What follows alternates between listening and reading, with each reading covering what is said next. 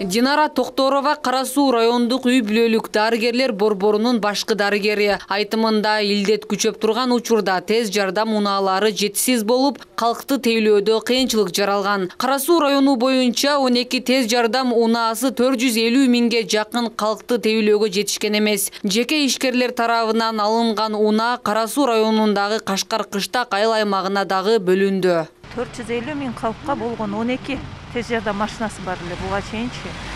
Анан алардын да эскилиги жетип калган болчу.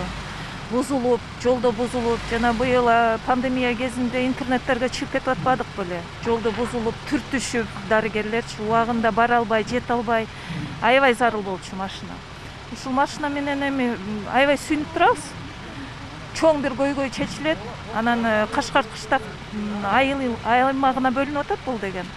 Аябай чоң айыл аймак, ошо элине убагында медициналык жардам көрсөтүлөт. Пандемия башталган кезде калктын саламаттыгына кайдыгер карабаган жеке ишкерлер каражат топтоп тез жардам унаасын алууга белсенген. Бирок шартка байланыштуу Корея өлкөсүнөн буйртма кечигип келген. Июнь айында алып келүү аракети башталып, эпидемиологиялык кырдаалга байланыштуу 6 унаа ушул айда Ош шаарына келди. Бул жакта быйыл 2020-жылкы элибизге өтө оор келди.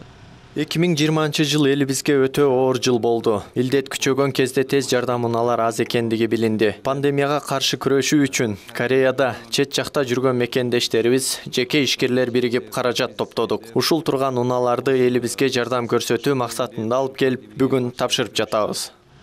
Акча топтоп алып келип, бүгүн мана өткөр бериш да турабыз. Байыш Маматовдун айтымында тез жардам унаалары жетишсиз болгон аймактардагы медициналык мекемелер демөөрчүлөр тарабынан тандалган. Тез жардам унаалары Ош облустук жана райондук саламаттыкты сактоо мекемелерине бөлүндү. Ушул автоунаанын 4-өө Ош шаарында жайгашкан облустук мекемелерге бөлүндү.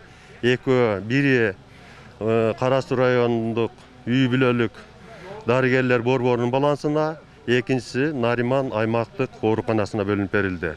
Аталган автоунаалар ошо демөөрчүлөрдүн эсебинен алынган, бирок канча калганы менде так маалымат жок. Белгилей кетсек, коронавирус күчөп турган кезде облус аймагындагы ар бир райондон демилгелүү жарандар каражат топтоп жалпы 21 унаа алууга жетишкен. Ал эми саламаттыкты сактоо министрлиги тарабынан коопсуз шаар долбоорунун каражатынын эсебинен 9 тез жардам унаасы алынып берилген. Гүлнур Арапбай кызы, Самат Сайдамат уулу, жаңылыктар.